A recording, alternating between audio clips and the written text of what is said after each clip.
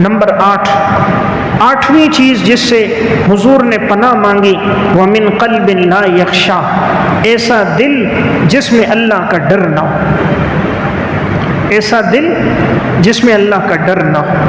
آپ نے پناہ مانگی کہ اللہ ایسا دل نہیں دینا جس میں تیرا خوف نہ ہو۔ آج ہمارے دل میں مخلوق کا خوف ہے، اللہ کا خوف نہیں، مخلوق کا ڈر ہے، خدا کا ڈر نہیں۔ جب اس دل میں صرف اللہ کا ڈر ہوگا، مخلوق کا ڈر نکل جائے گا۔ کائنات میں سب سے طاقتور ذات اللہ کی ذات ہے۔ جب اللہ کا ڈر آئے گا، اللہ ہر چیز کا خوف دل سے نکال دے گا۔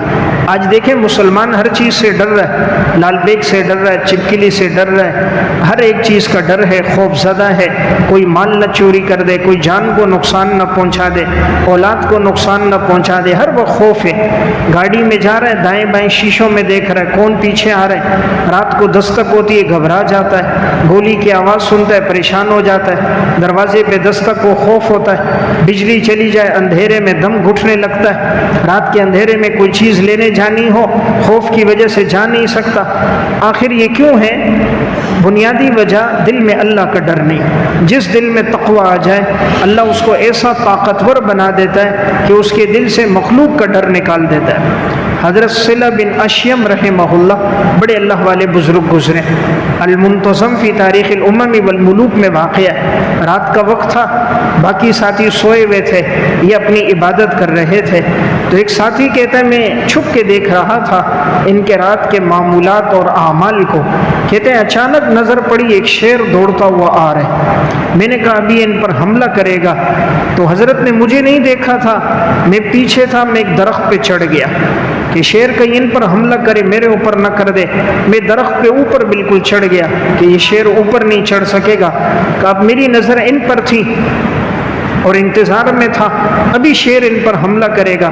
حضرت صلہ بن اشیم رحمہ اللہ اپنے اعتدال کے ساتھ مصلی بچھایا ہوا جنگل میں درخت کے نیچے تہجد کی نماز پڑھ رہے ہیں، یہ پیچھے سے دیکھ رہے ہیں، کہا شیر آ کر مصلی کے قریب بیٹھ گیا، یہ اپنی عبادت انہوں نے پوری کر دی، اس کی طرف دیکھا اور کہا ایھا السبع اطلب الرزق من مکان آخر، اے درندے اپنے رزق کو کہیں اور سے تلاش کر۔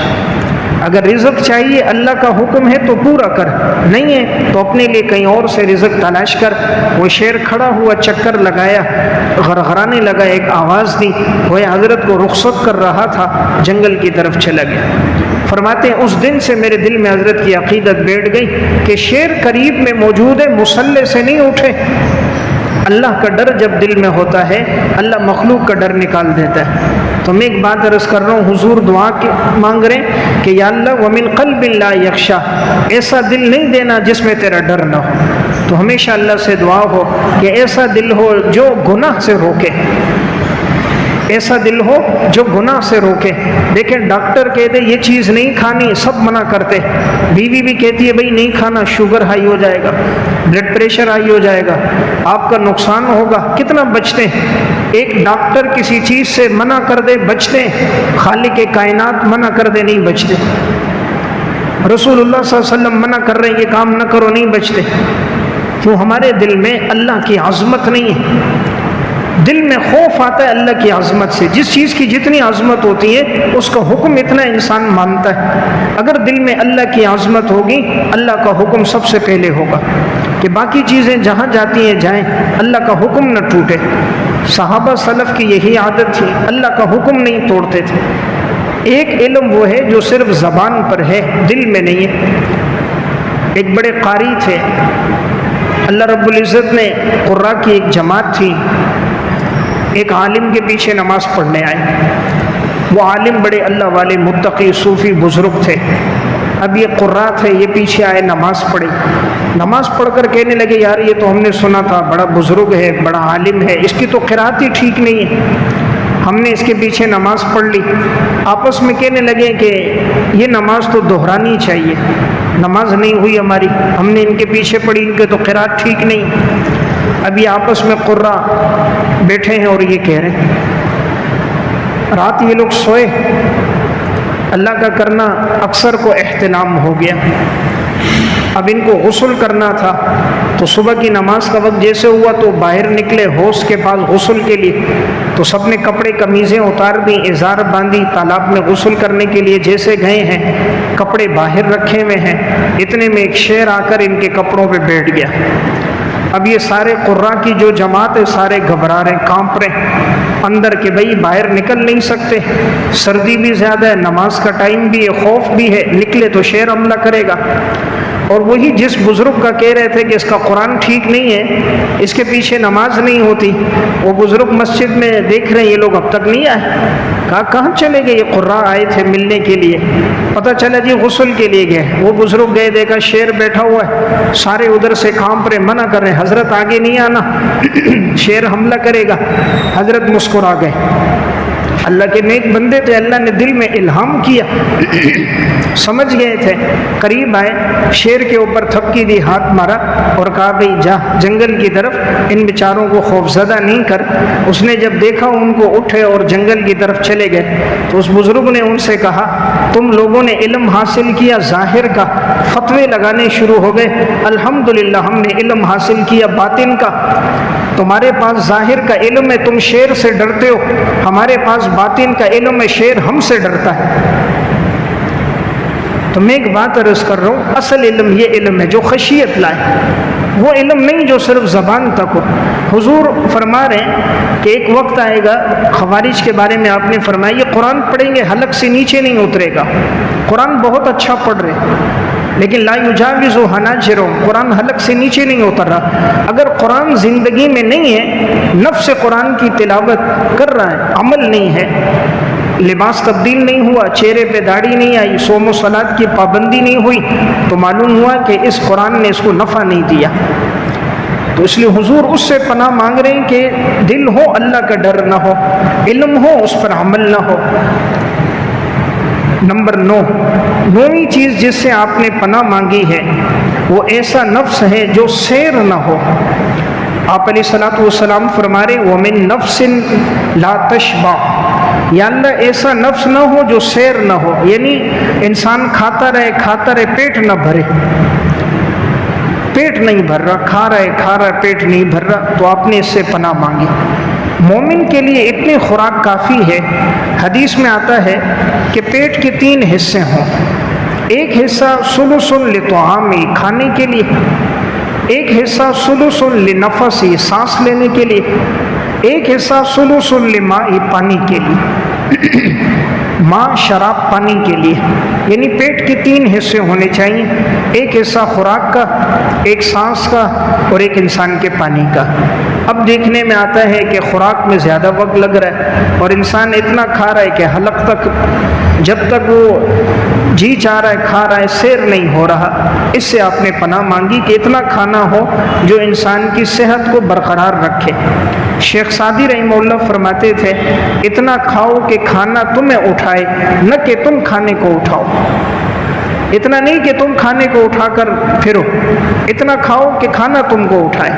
اللہ نے پیٹ کو نیچے رکھا، سر پہ نہیں رکھا، ہم نے پیٹ کو آج سر پہ رکھا ہے، صبح و شام پیٹ کے لیے۔ بھئی کدھر یہ کہاں جا رہا ہے جی؟ حیدرآباد کے قریب کھانا کھانے، 3 گھنٹے کا سفر کر کے، 3 ساڑھے 3 گھنٹے کا سفر ایک کھانے کے لیے۔ آج 20-20 30-30 ہزار روپے ایک دعوت میں لگ رہے۔ 5 آدمیوں نے کھانا کھایا جی، فی آدمی 4,000 روپے، 5 آدمی 6 آدمی کھا رہے ہیں، 25-30 ہزار روپے لگ گئے۔ حالانکہ یہ پیٹ تو 150-200 روپے سے بھی سیر ہو جاتا ہے۔ یہ 25,000 کا اگر راشن جاتا، 5-5 ہزار کا 5 گھروں میں پورا مہینہ غریب کے گھر کا چولہا جل جاتا۔ آج جو اس نے 3 لاکھ کا موبائل آئی فون لیا ہے، ضرورت کا تو 30-35 ہزار کا کافی ہے، سادہ لو تو 3-4 ہزار کا کافی ہے۔ اگر اس مال میں برکت ہوتی، یہ غریبوں کے کام آتا، اللہ کے نام پہ خرچ ہوتا۔ تو مال میں برکت نہیں ہے، خیر کے کاموں میں خرچ نہیں ہو رہا۔ اس لیے حضور پناہ مانگ رہے اس نفس سے کہ جو سیر نہ ہو۔ اس لیے اللہ سے صحت مانگنی چاہیے اور اللہ سے اعمال کی توفیق مانگنی چاہیے، اور اس نفس سے پناہ مانگنی چاہیے جس کا کام صرف کھانا پینا ہی ہو۔ تو انسان اس مقصد کے لیے پیدا نہیں ہوا۔ اس لیے اگر کوئی چاہے صحت مند رہے تو جب تک بھوک نہ لگے کھانا نہیں کھائے، اور بھوک باقی ہو کھانے سے ہاتھ کھینچ لے، وہ صحت مند رہے گا۔ اور جو خوب چبا کے کھائے صحت مند رہتا ہے، کھانے کے آغاز میں پانی پی لے آخر میں نہ پیے صحت برقرار رہتی ہے۔ حضرات سلف 2 وقت کھاتے تھے، صبح و شام، اور ہمارے ہاں ہر گھنٹے کے بعد ہے، کبھی چائے ہے، کبھی ناشتہ ہے، کبھی حلوہ ہے، کبھی پراٹھے ہیں، یعنی پورا دن انسان کا کھانے پینے میں گزر رہا ہے، اس لیے مختلف امراض ہیں۔ تو بہرحال 9ویں چیز ایسے نفس سے پناہ جو سیر نہ ہو۔ نمبر 10 وَمِن دَعْوَةٍ لَا يُسْتَجَابُ لَهَا، اور ایسی دعا سے جو اللہ کے ہاں قبول نہ ہو، ایسی دعا جو اللہ کے ہاں قبول نہ ہو، اس سے پناہ مانگی آپ نے، تو یہ دعا ہمیشہ ہونی چاہیے، اللہ ہماری دعاؤں کو قبول فرمائے۔ دعا جو قبول نہیں ہوتی اس کی 3 وجہ ہوتی ہیں۔ نمبر 1، پہلی وجہ رزق حرام کا ہوتا ہے۔ جب رزق حرام کا ہوگا دعا قبول نہیں ہوگی۔ حدیث میں آتا ہے نبی اکرم صلی اللہ علیہ وسلم نے فرمایا ایک وقت آئے گا لوگ دعا کریں گے دعا قبول نہیں ہوگی۔ جب آپ سے پوچھا گیا اس کی وجہ کیا ہے، آپ نے فرمایا مطعمہ حرام وملبسہ حرام ومشربہ حرام فأنی یستجاب لذلک، ان کا کھانا بھی حرام کا ہوگا، پینا بھی حرام کا ہوگا، لباس بھی حرام کا ہوگا، اللہ ان کی دعائیں قبول نہیں کرے گا۔ اس لیے حرام جب آتا ہے اعمال کی توفیق ختم ہو جاتی ہے، نیک کاموں کی توفیق نہیں ملتی، پھر وہ حرام کا مال حرام کے راستوں میں لگتا ہے، غلط کاموں میں لگتا ہے، اور پھر اللہ دعائیں قبول نہیں کرتا۔ نمبر 2، دوسری وجہ کہ انسان کی اگر دعا قبول نہ ہو، دوسری وجہ یہ ہوتی ہے جب انسان دل سے دعا نہیں کر رہا ہوتا، صرف رسمی طور پر زبان سے کہتا ہے، یقین نہیں ہوتا کہ میری دعا قبول ہوگی۔ حدیث میں آتا ہے ادعوا اللہ وانتم موقنون بالاجابہ، تم اللہ سے دعا کرو اس حال میں کہ یقین رکھو اللہ میری دعا قبول کرے گا۔ یقین ہو، جب دل میں یقین ہوتا ہے اللہ قبول کرتا ہے۔ انسان کی یقین کی کمی ہوتی ہے تو پھر بسا اوقات اس کی دعا قبول نہیں ہوتی۔ اگر یقین پختہ ہو اللہ سے مانگے اللہ دعا قبول فرماتا ہے۔ وفیات الاعیان میں علامہ ابن خلکان رحمۃ اللہ علیہ نے ایک واقعہ لکھا۔ مسجد حرام میں عبد الملک بن مروان، عروہ بن زبیر، عبداللہ بن زبیر، مصعب بن زبیر، یہ چاروں حضرات مسجد حرام میں بیٹھے ہوئے تھے۔ حضرت امیر معاویہ رضی اللہ تعالیٰ عنہ کا دور خلافت تھا۔ چاروں نے کہا جس نے جو دعا کرنی ہے اللہ سے کرتے ہیں، اللہ سے ایک ایک دعا اپنی مانگتے ہیں، آرزو کرتے ہیں، اللہ دعاؤں کا قبول کرنے والا ہے، ہم حرم میں بیٹھے ہیں اللہ سے مانگتے ہیں۔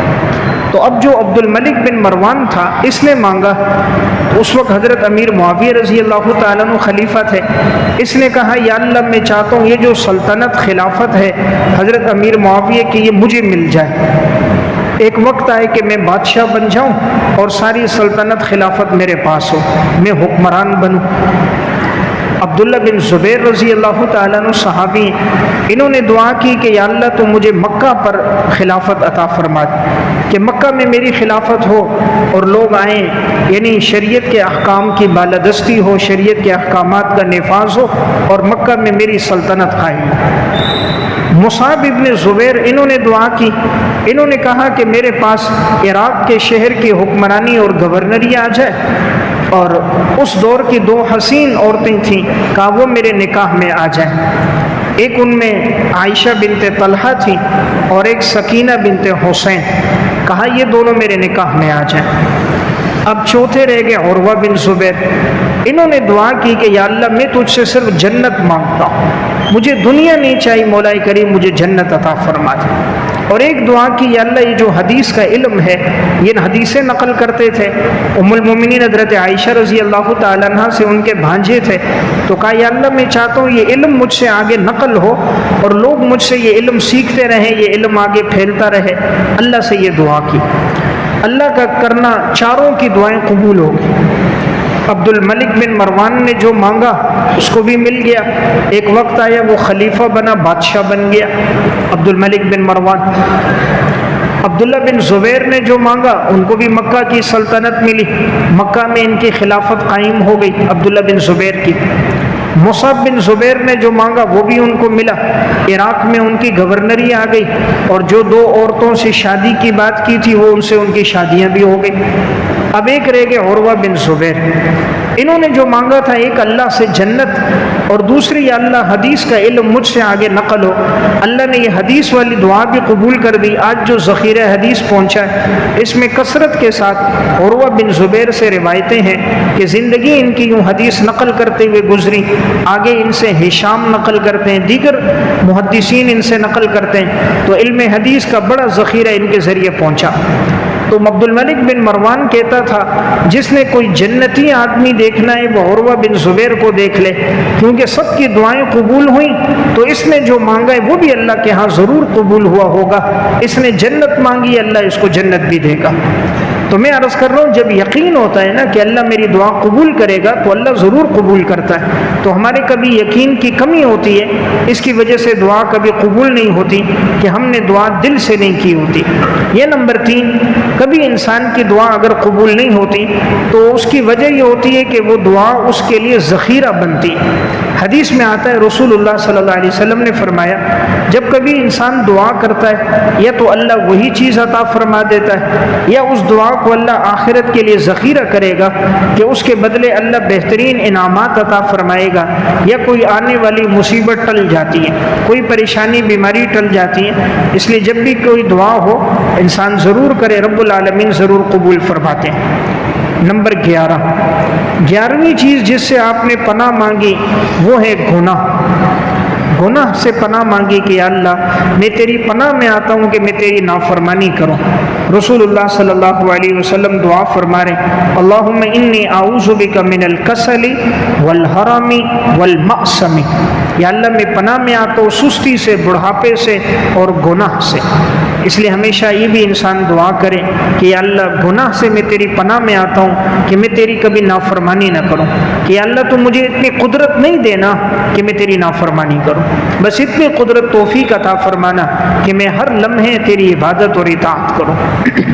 احیاء علوم الدین میں ایک واقعہ ہے، حضرت عیسیٰ علیہ السلام ایک جگہ سے گزرے، ایک جنگل تھا، صحرا تھا، تو ایک شخص کو دیکھا کہ وہ بیمار ہے، ایسا بیمار ہے کہ آنکھوں میں بینائی بھی نہیں ہے، چل بھی نہیں سکتا، اپاہج ہے، معذور ہے، برس کی بیماری ہے، یعنی آنکھوں کی بینائی بھی نہیں، گویا چلنے پھرنے کے قابل بھی نہیں، اپاہج اور معذور بھی ہے، جسم میں برس کے نشانات بھی ہیں، لیکن جب قریب ہوئے تو وہ اللہ کا ذکر کر رہا تھا۔ تو حضرت عیسیٰ علیہ السلام بڑے متاثر ہو گئے کہ یار دیکھو اس حال میں بھی اللہ کا ایسا ذکر۔ عیسیٰ علیہ السلام قریب ہوئے، فرمایا تو اللہ کا ذکر کر رہا ہے، اللہ کا شکر کر رہا ہے، یا اللہ تیری نعمتیں ہیں، حالانکہ تیرے اوپر تو بڑی بیماریاں ہیں۔ اس نے کہا اللہ نے جو اپنی محبت میرے دل میں ڈالی ہے، پورے علاقے میں دیکھ لو کسی کے دل میں ایسی محبت شاید ہو جو اللہ نے اپنی محبت میرے دل میں ڈالی۔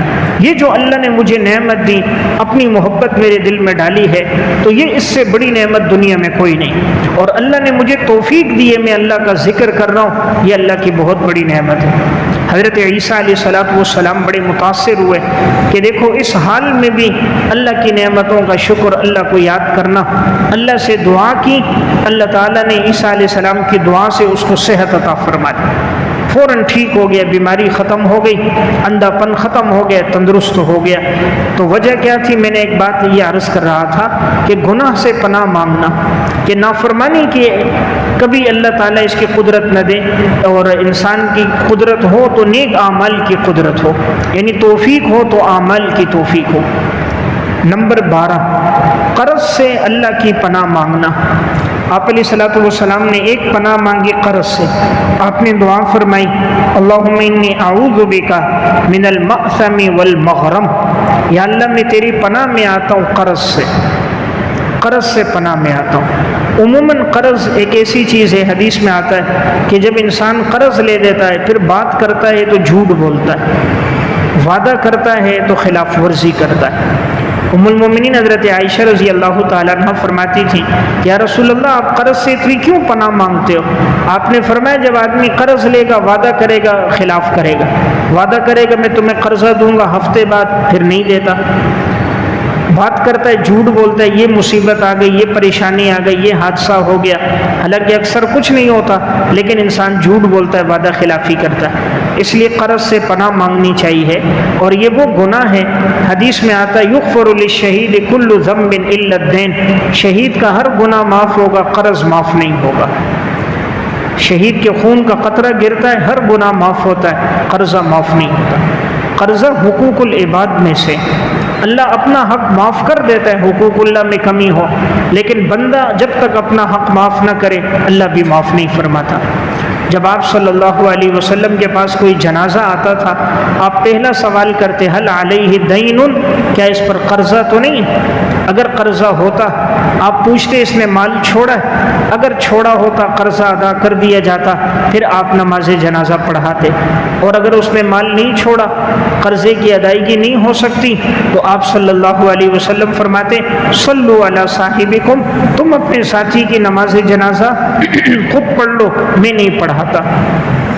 اسی طرح ایک جنازہ آیا، سوال ہوا قرضہ ہے؟ فرمایا جی قرضہ ہے۔ اس نے کوئی مال چھوڑا ہے؟ جی نہیں چھوڑا۔ آپ نے فرمایا تم لوگ اس کی نماز جنازہ پڑھ لو۔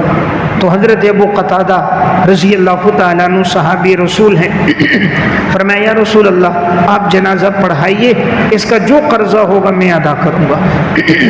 آپ نے فرمایا تم سب کے سامنے کہتے ہو؟ جب انہوں نے سب کے سامنے کہا، اپنے ذمے لیا، تو حضور نے نماز جنازہ پڑھائی۔ تو اس سے پتہ چلا کہ اس کا اہتمام ہونا چاہیے۔ تو آج کل بعض دیندار ساتھی ہیں، صف اول کے نمازی ہوتے ہیں، باشرہ ہوتے ہیں، لیکن قرضہ لے کر واپس نہیں کرتے، معاملات کے ٹھیک نہیں ہیں۔ تو اصل چیز ہے معاملات کی درستگی ہو، صوم و صلاۃ کی پابندی ہے، معاملات ٹھیک نہیں، معاملات میں جھوٹ بول رہا ہے، ڈنڈی مار رہا ہے، اس سے نقصان ہوتا ہے۔ تو بہرحال قرض لینے کی عادت ہی نہیں بنانی چاہیے، انسان کو جو اللہ نے دیا ہے اسی میں اپنی ضرورتوں کو آدمی پورا کرے۔ نمبر 13، جہنم کے عذاب سے پناہ مانگنا۔ آپ علیہ السلام دعا فرماتے تھے اللہم انی اعوذ بک من فتنۃ النار، یا اللہ میں جہنم کے عذاب سے تیری پناہ میں آتا ہوں۔ اس لیے یہ بھی ہمیشہ دعا ہو، سب سے سخت عذاب تو جہنم کا عذاب ہے۔ دنیا کی تکلیف تو عارضی تکلیف ہے، عارضی مشقت ہے، ایک دن آئے گی ختم ہو جائے گی، بیماری ہے، پریشانی ہے، وقت کے ساتھ ساتھ ختم ہو جاتی ہے، لیکن جہنم کا جو عذاب ہے وہ بڑا سخت عذاب ہے، اور وہ تو ایسا عذاب ہے، قرآن کریم میں اللہ رب العزت نے فرمایا کہ جو جہنمی ہوں گے جب ان کو پلایا جا رہا ہوگا تو یہ جہنمیوں کے جسم سے نکلنے والی جو خون اور جو پیپ ہوگی وہ انہیں پلائی جائے گی، یعنی ان کی حالت یہ ہوگی وہ پی نہیں سکیں گے، اور جب پئیں گے تو وہ سب کچھ پاخانے کے راستے سے ساری آنتیں نیچے آ جائیں گی۔ فرمایا من ورائہ جہنم ویسقی من ماء صدید، اور ان کے پیچھے جہنم ہوگی، پلایا جائے گا ان کو پیپ سے، یتجرعہ، وہ اس کو پی نہیں سکیں گے، گھونٹ گھونٹ کر پئیں گے، ولا یکاد یسیغہ، اور قریب نہیں ہوگا کہ وہ اس کو حلق سے نیچے اتار دیں، ویأتیہ الموت من کل مکان، ہر جگہ سے موت ہی سامنے ہوگی، وما ہوا بمیت، لیکن ان پر موت نہیں آئے گی، ومن ورائہ عذاب غلیظ، اللہ کا عذاب بڑا سخت عذاب ہوگا۔ اس لیے حضور دعا فرما رہے یا اللہ جہنم سے میں تیری پناہ میں آتا ہوں۔ تو دنیا کی تکلیف عارضی تکلیف ہے، اس تکلیف کے لیے انسان کہیں ایسا نہ ہو اپنے آپ کو جہنم کے قریب نہ کر دے کہ حرام لے کر گناہ کر کے اس طرف نہ چلا جائے۔ حدیث میں آتا ہے رسول اللہ صلی اللہ علیہ وسلم نے جہنم کے جو عذاب بیان فرمائے وہ بڑے سخت عذاب بیان کیے۔ اس لیے ایک روایت میں کہ اگر کسی کو جہنم کی آگ سے نکال کر دنیا کی آگ میں ڈال دیا جائے، اس کو یوں محسوس ہوگا جیسے کہ اس کو سکون اور اطمینان مل جائے گا، حالانکہ دنیا کی آگ بھی تو کتنی سخت آگ ہے۔ قرآن کریم میں اللہ رب العزت نے سورہ نبا میں جہاں جنت کا تذکرہ کیا وہیں اللہ تعالیٰ نے جہنم کا تذکرہ بھی کیا اور جہنم کے عذاب کو بیان فرمایا۔ فرمایا ان جہنم کانت مرصادا، جہنم نے گھات لگائی ہوئی ہے، للطاغین مآبا، یہ ٹھکانہ ہوگا سرکشوں کا، لابسین فیہا احقابا، رہیں گے اس میں ایک دراز مدت تک، لا یذوقون فیہا بردا ولا شرابا، نہیں چکھیں گے وہ اس میں نہ کسی ٹھنڈک کو نہ کسی پانی کی چیز، یعنی کوئی پانی، کوئی مشروب، کوئی ٹھنڈک وہاں نہیں ہوگی، الا حمیما وغساقا، ہاں کھولتا ہوا گرم پانی ہوگا، اور جہنمیوں کے جسم سے نکلنے والی پیپ ہوگی، جزاء وفاقا، یہ بدلہ ہوگا پورا پورا، یہ بدلہ ہوگا پورا پورا۔ انہم کانوا لا یرجون حسابا، یہ وہ لوگ تھے جو حساب کی امید نہیں رکھتے تھے، وکذبوا بآیاتنا کذابا، اور انہوں نے ہمارے احکامات کو جھٹلایا تھا، وکل شیء احصیناہ کتابا، ہم نے تو ہر چیز کا احاطہ کر دیے لکھ کر۔ اللہ فرما رہے ہم نے ہر چیز کا احاطہ لکھ کر کیا، کوئی چیز پوشیدہ نہیں ہے، ہر چیز محفوظ ہے، کرامن کاتبین لکھ رہے ہیں۔ فذوقوا فلن نزیدکم الا عذابا، چکھو ہم نہیں بڑھائیں گے مگر تمہارے لیے عذاب کو۔ قرآن کریم میں سورہ حاقہ میں اللہ رب العزت نے جب تذکرہ فرمایا، جب انسان کو نامہ اعمال ملیں گے تو جو نیکوکار ہوگا اس کو نامہ اعمال دائیں ہاتھ میں ملے گا، خدا نہ کرے اگر وہ گناہ گار ہے اس کو نامہ اعمال بائیں ہاتھ میں ملے گا۔ جس وقت نامہ اعمال ملے گا اس وقت انسان کی کیفیت کیا ہوگی؟ محشر کا میدان ہے، تھوڑی دیر آدمی تصور کرے، نفسی نفسی کا عالم ہے، حفاتن غرلن غرلن، برہنہ جسم برہنہ پاؤں، سارے محشر کے میدان میں جمع ہے، جسم پہ کپڑا کوئی نہیں ہے، ہر انسان اپنے ہی پسینے میں شرابور ہے، یہاں تک کہ انبیاء علیہ الصلوۃ والسلام کی زبان پر بھی نفسی نفسی ہے، ہر نبی کو اپنی فکر ہے۔ اس وقت جب نامہ اعمال تقسیم ہونے کا وقت ہوگا، قرآن کریم میں اللہ نے ایک منظر کھینچا، فَأَمَّا مَنْ أُوتِيَ كِتَابَهُ بِيَمِينِهِ، جس کو نامہ اعمال دائیں ہاتھ میں ملا، فَيَقُولُ هَاؤُمُ اقْرَءُوا كِتَابِيَهْ، وہ لوگوں سے کہے گا آؤ آؤ پڑھو میرے نامہ اعمال کو، انی ظننت انی ملاق حسابیہ، مجھے تو یقین تھا کہ ایک وقت آئے گا میرا حساب ہوگا، میری رب سے ملاقات ہوگی، فَهُوَ فِي عِيشَةٍ رَاضِيَةٍ، وہ خوشی والی رضا والی زندگی میں ہوگا، فی جنت عالیہ، باغات ہوں گے اونچے اونچے، قطوفها دانیہ، ان کے پھل ہوں گے جھکے ہوئے، کلوا واشربوا ہنیئا بما اسلفتم فی الایام الخالیہ، کھاؤ پیو یہ بدلہ ہے ان کا جو تم نے ماضی کے ایام گزارے اور ہماری عبادت میں نیک اعمال میں تم نے وقت گزارا۔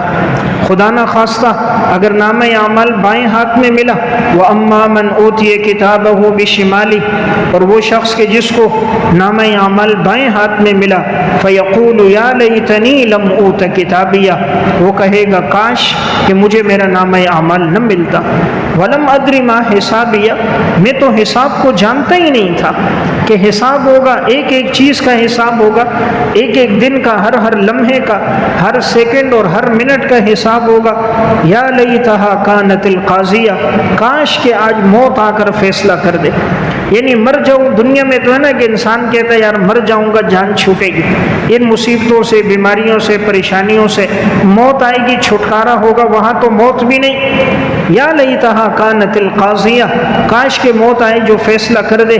ما اغنا عنی مالیہ، اللہ فرما رہا ہے بس یہ وہ ہیں کہ یہ کہیں گے نہیں نفع دیا ہمیں ہمارے مال نے، ہمارے پیسے نے ہمیں نفع نہیں دیا۔ دنیا میں تو پیسہ ہے، پیسے دے کر جان چھڑا دی، مجرم ہے رشوت دے کر بچا دیا، خدا کے ہاں تو رشوت نہیں چلتی، وہاں تو مال کام نہیں آتا، فرشتے تو رب کی نافرمانی نہیں کرتے۔ ہلاک عنی سلطانیہ، ہلاک ہو گئی میری بادشاہت، عہدہ منصب، کہ جو عہدے اور منصب کے لیے رب کو ناراض کیا تھا وہ منصب میرا ہلاک ہو گیا۔ اللہ فرمائے گا خذوہ فغلوہ، پکڑو اس کو اور اس کے گلے میں توق ڈال دو، ثم الجحیم صلوہ، پھر جہنم کی طرف اس کو گھسیٹو، ثم فی سلسلۃ ذرعها 70 ذراعا فاسلکوہ، پھر زنجیر ہوگی 70 گز، اور اس 70 گز زنجیر میں انسان کو باندھ کر جہنم کی طرف گھسیٹا جائے گا۔ گھسیٹنے والے فرشتے ہوں گے۔ اللہ فرما رہے اس کی وجہ کیا ہے؟ فرمایا انہ کان لا یؤمن باللہ العظیم، یہ اللہ پر، اس بلند و بالا ذات پر ایمان نہیں لاتا تھا۔ ولا یحض علی طعام المسکین، مسکینوں کے کھانے پر کسی کو ابھارتا نہیں تھا، یعنی غریبوں کو کھانا نہیں کھلاتا تھا، مستحقین پہ خرچ نہیں کرتا تھا۔ فلیس له اليوم ہاہنا حمیم، آج کے دن نہیں ہوگا مگر کھولتا ہوا گرم پانی، ولا طعام الا من غسلین، نہیں ہوگا کوئی کھانا مگر جہنمیوں کے جسم سے نکلنے والی پیپ۔ تو بہرحال قرآن نے جہنم کا تذکرہ بڑے ہولناک انداز میں کیا ہے۔ جب بھی آپ قرآن پڑھیں، احادیث کا ذخیرہ پڑھیں، تو اس میں آپ کے سامنے آئے گا کہ جہنم کا عذاب بڑا سخت عذاب ہے۔ اس لیے رسول اللہ صلی اللہ علیہ وسلم ایک چیز جس سے پناہ مانگتے تھے وہ جہنم کے عذاب سے پناہ مانگتے تھے۔ نمبر 14، مالداری کے فتنے سے، مالداری کے فتنے سے پناہ مانگنا۔ آپ صلی اللہ علیہ وسلم دعا فرما رہے ہیں، اللہم انی اعوذ بک من شر فتنۃ الغنا، یا اللہ مالداری کے فتنے سے تیری پناہ میں آتا ہوں، یعنی پیسے کی وجہ سے میں تیرا نافرمان نہ بن جاؤں۔ عموماً اللہ کی اکثر نافرمانیاں دولت مند لوگ کرتے ہیں کہ دولت آتی ہے تو وہ پیسہ نافرمانی میں خرچ ہوتا ہے، عیاشی میں، بے حیائی میں، ناجائز کاموں میں، لہو لعب میں، ریاکاری میں، دکھلاوے میں، یا خیر کے کاموں میں خرچ نہیں ہوتا تو مال اپنے ساتھ فتنہ لے کر آتا ہے۔ الا یہ کہ دل میں ایمان ہو، اعمال ہو، پھر تو وہ مال جنت بناتا ہے۔ دیکھیں مال حضرت عثمان کے پاس بھی تھا، مال عبد الرحمن ابن عوف کے پاس بھی تھا، انہوں نے مال خرچ کر کے جنت بنائی، اور آج ہمارا مال ہمیں جہنم لے کے جا رہا ہے۔ اس لیے رسول اللہ صلی اللہ علیہ وسلم پناہ مانگ رہے ہیں، یا اللہ مالداری کے فتنے سے میں تیری پناہ میں آتا ہوں، کہیں مال مجھے تجھ سے دور نہ کر دے۔ اس لیے دعا ہو مال ہاتھ میں ہو، دل میں نہ ہو۔ جب تک مال ہاتھ میں ہوتا ہے نفع دیتا ہے، جب مال کی محبت دل میں آ جائے نقصان دینا شروع کر دیتی۔ 15ویں چیز آپ نے پناہ مانگی فقر کے فتنے سے، اللہم انی اعوذ بک من فتنۃ الفقر، یا اللہ میں تیری پناہ میں آتا ہوں فقر کے فتنے سے۔ فقر تنگ دستی، یعنی اتنی غربت نہ آئے کہ انسان اللہ کا نافرمان بن جائے، ایسا فقر و فاقہ نہ آ جائے کہ انسان کفر کی طرف چلا جائے، جیسا کہ حدیث میں آتا ہے کاد الفقر ان یکون کفرا، ایک وقت آئے گا کہ فقر و فاقہ انسان کو کافر بنا دے گا۔ آج یہی دیکھنے میں آ رہا ہے، کوئی فقر و فاقے کی وجہ سے عیسائی بن رہا ہے، کوئی یہودی بن رہا ہے، کوئی ملحد بن رہا ہے، کوئی بے دین بن رہا ہے، کوئی قرآن پر ہاتھ رکھ کر جھوٹی قسمیں کھا رہا ہے، پیسے کی خاطر قرآن کی جھوٹی قسمیں، پیسے کی خاطر اللہ کی نافرمانی۔ تو فقر و فاقہ انسان کو کفر کی طرف، اللہ کی نافرمانی کی طرف لے جا رہا ہے۔ تو اس لیے یہ دعا ہونی چاہیے ایسا فقر نہ ہو جو کفر کی طرف لے کے جائے، کہ اللہ اتنا دے کہ ضرورتیں پوری ہو جائیں، انسان محتاج نہ رہے، اس کی ضرورتیں پوری ہوتی رہیں، اللہ اتنا مال میں برکت دے دے کہ وہ اس کی اولاد کسی کے سامنے ہاتھ نہ پھیلائیں، اس سے اللہ حفاظت کر دے۔ تو یہ